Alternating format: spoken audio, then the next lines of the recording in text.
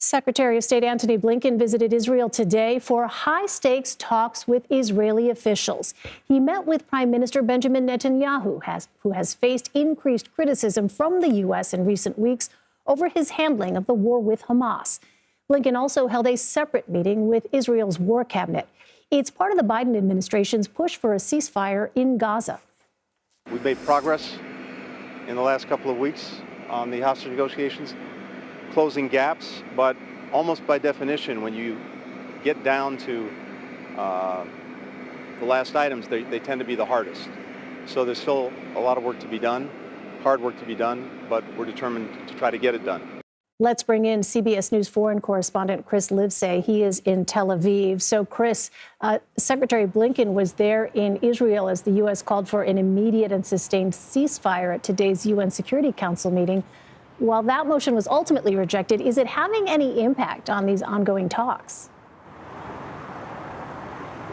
Hey, Elaine. Yeah, it's really interesting. You know, the choice of language is also quite revealing. Just last month, the United States circulated another draft resolution in which they were also calling for a ceasefire, a temporary ceasefire, quote, as soon as it was practicable.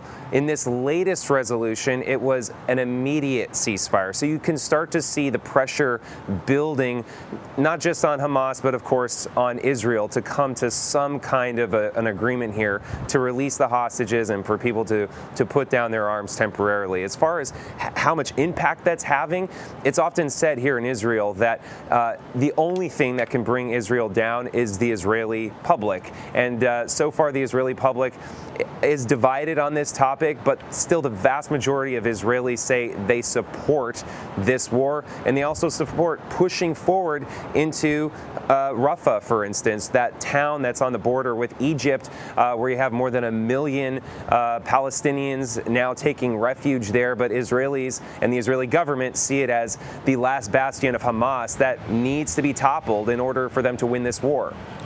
Well, this really is the most intense pressure that Prime Minister Netanyahu has received from the U.S. to date. How is that factoring in to Israel's posture in these peace talks and its expanded operations in Rafah?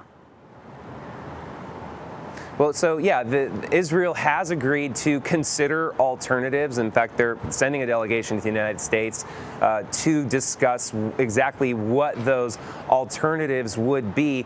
But Israel says they find themselves in a bit of a conundrum, especially when the United States is arguing in favor of a two-state solution, of eventually having a Palestinian state.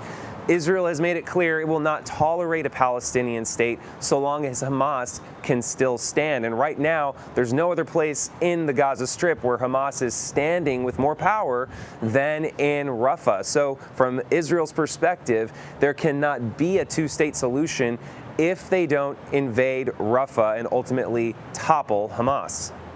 All right. Chris Livesay for us. Chris, thank you.